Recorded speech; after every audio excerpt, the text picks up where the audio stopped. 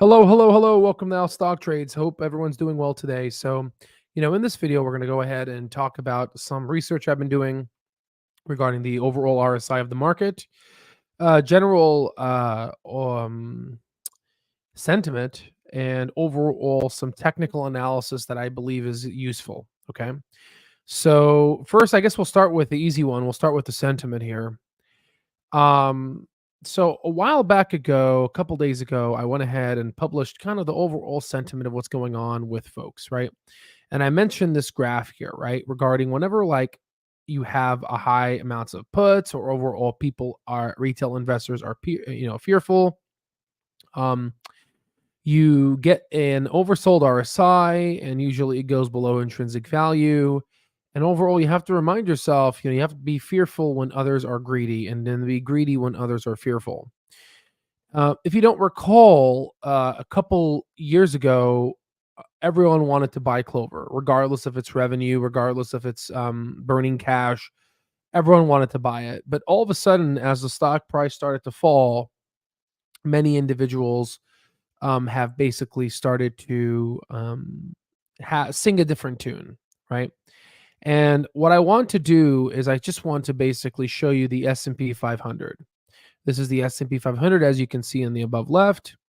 And overall, this drop here was the COVID-19 drop, and this is the 50-day MA, and this is the 200-day moving average. And we're looking at the monthly chart. So overall, every dash line, every bar here, it represents a month. And this happened during Donald Trump's administration regarding the whole China thing. And then we have COVID-19. But overall, if we were to take a sample of retail investors during these dip points, you can ultimately see, there was a lot of fear and people selling and other people taking advantage. The wealth of transferring from the inpatient to the patient.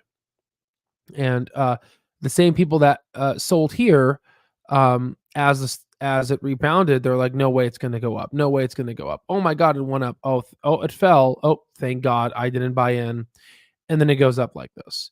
And the story it happens over and over again. So most recently, we had this dip after 2021. If you don't recall, there was the peak here, and then it basically dropped. And then everyone and their mama, including Jim Cramer, going on air on Facebook talking about how the board and the board of Facebook pretty much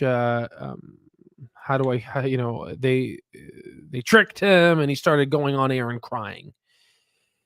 And that was literally the bottom of that. And then and the stock started to rebound, and you could see kind of rebounding over the 50-day MA.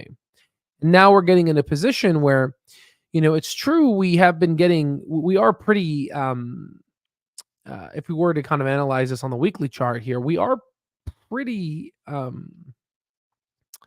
if you look at these dips we have been having, we are pretty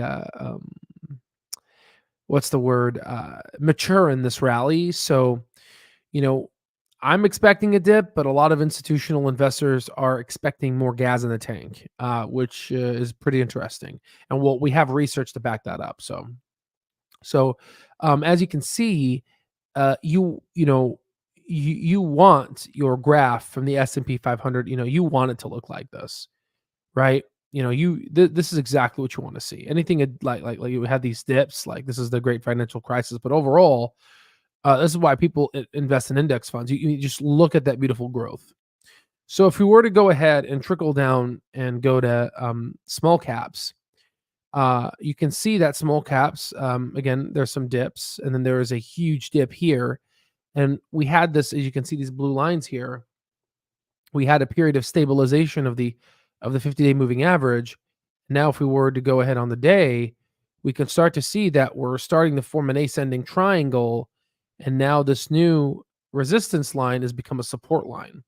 And that's kind of what we're monitoring now. And overall, we are escaping and starting to increase on the small caps.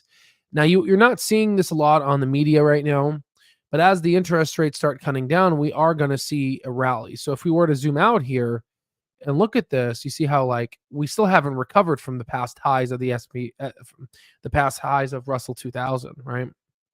But we are going to get to that. And what you see here is going to be reflective over what we basically saw here. Again, we're like pretty much right here right now. No one really wants to get into small caps, but all of a sudden now it's rebounding. And now everyone's like, oh, wow. Okay, there it is. Again, humans, unfortunately, that's just a game. But it's good for us because we make money off of this, right? It's good for us. So overall for Clover, let's go back on the day here, or the hours pretty good. So I went ahead and I drew this descending triangle from way back when, using some just nifty technical analysis skills, and you can see that we're going and respecting this descending triangle wedge here. So I do expect tomorrow, it's easy, what an easy day trade, a rally, but we are getting to a point where we are getting into a tight zone. Either we break down or we break up. But given that earnings are coming up, I believe in May, and we just got some news from folks that the vice president, the SaaS director, has basically, the job posting has been removed.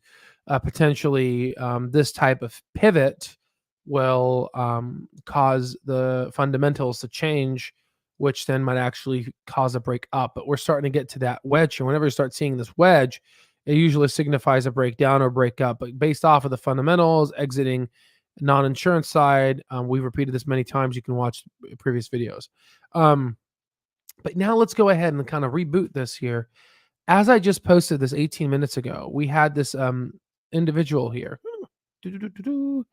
This individual here has one post karma, negative 13 karma, and he, I guess, just started posting on Clover. His overview. This is his overview history. Started posting 42 minutes ago. Okay, so this is a great case study that I want people to share. So this is what he sent to me. He said, before you think I'm a troll, well, I already think you are based off of your comment history. You know, your I mean, just look, you just created your account, right? His account, his cake day was March 16, right? That was, so he created it 10 days ago. Okay. So it's a new account. And this is what he says, before you think I'm a troll, I'll have you know, I own 203,000 shares of this trash. Read my trashy Reddit post, comment live, Al. CLOV stock is a landfill material, right? I mean, I am reading it live, right? Because this is, again, guys, this is the first time I've ever shown, been on YouTube regarding stocks, and you guys are experiencing the both down market and up market, and this is great to see because, you start seeing the stupidity of retail investors because, you don't know if this guy's short, you don't know if this guy, maybe he is a buyer and he's just upset, I've seen this in so many flavors with so many different stocks over the past 10 years. And it's unfortunate, but I mean, how do I explain this to you? 10 years ago, you guys didn't see me, right? Because I was working on myself, right? I was working on me, and you could see from my success what I've accomplished, right? But what I'm trying to tell you is people that are working hard, they don't have time to post shit like this, right? I hate to say this, but this is losers. Or, this is like a big loser. I don't want to be a mean, right? But people that have this behavior tend to be losers. Well, I don't know what's a winner and what's a loser.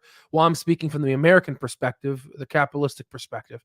But let's go ahead. I haven't read this guy's post, so we got a lot of people with wool over their eyes, pretty talking stupid in here. This guy just talked about the SaaS thing, how the job posting is done. Sure, to get it, the stock price is on the floor. They got nothing. Again, it's just complete. It goes back to this graph. Okay. I actually made a video regarding this and the drama unfolding, people going crazy. With the Reddit moderation. And then I got some pushback from some folks, but I do believe this is some useful information to talk about, since the majority of the holders are institutional investors. Um, so I think, and this is the biggest thing here. If you go back to the S&P 500, and if you go back to just go back to the month here, it's easier to hold a falling stock when the whole market's falling. But now that the market's recovering and Clove is falling in a sense, I think that's the hardest part, right? And that's really the testament of psychology. But again, if you don't recall, Palantir didn't turn net income positive until like a couple quarters ago, and you can see what happened when it turned when it became profitable. It shot up, and whenever you see a shot up like this above the 50-day moving average, these are institutional investors. Okay, we've mentioned this in our past videos. That's all I'm going to say there.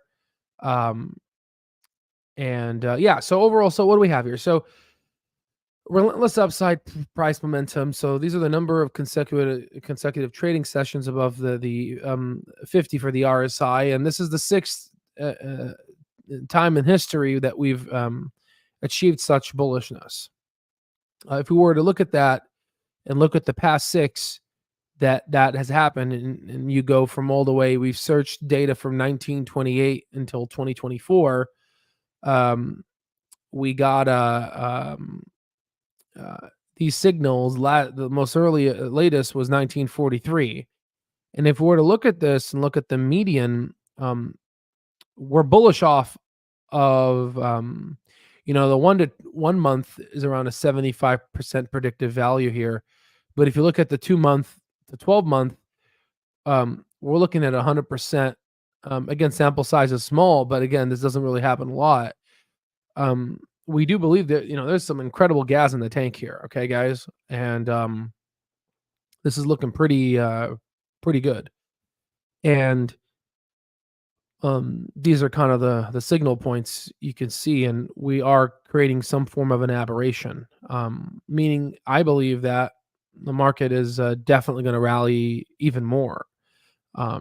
So all that essentially participants within Wall Street, such as Clover and all the stocks, need to do is they need to hang on, right? Ultimately, and they need to show there's a business model, et cetera, et cetera. And then once they do that and they show that their MCRs is low and they're growing, once that happens, then the market will be rewarding and then money will start flowing in. And that's when you start to see increase in evaluation, because then the market says, well, if this thing is in only a certain amount of states, then potentially if it expands, then we need to basically write it, right? So that's what I'm seeing here on the market. But again, guys, this is really good.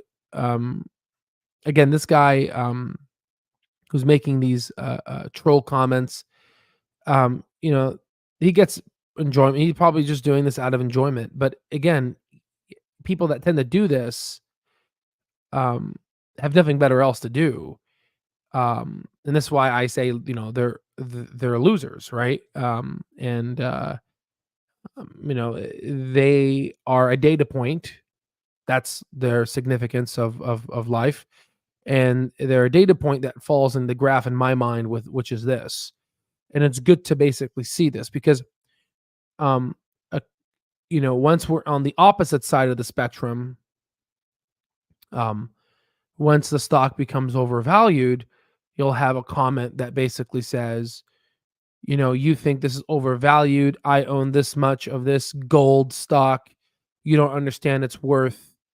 This stock you never sell. It's just so again, these folks come in two flavors, and as you spend time in the market, you get to kind of create these little heuristics to kind of put some again, you might miss some, you might be wrong on that's what the problem with stereotyping is. But overall, it's good for the market because it keeps you focused and it cleans out the noise. So that's kind of how I interpret this. Again, kind of harsh. Sorry to hurt your feelings, but it's the truth, right? What can I say, right? At least for what I think is the case. But that's all I have for you guys. I hope this was helpful, and I will see you on the next one.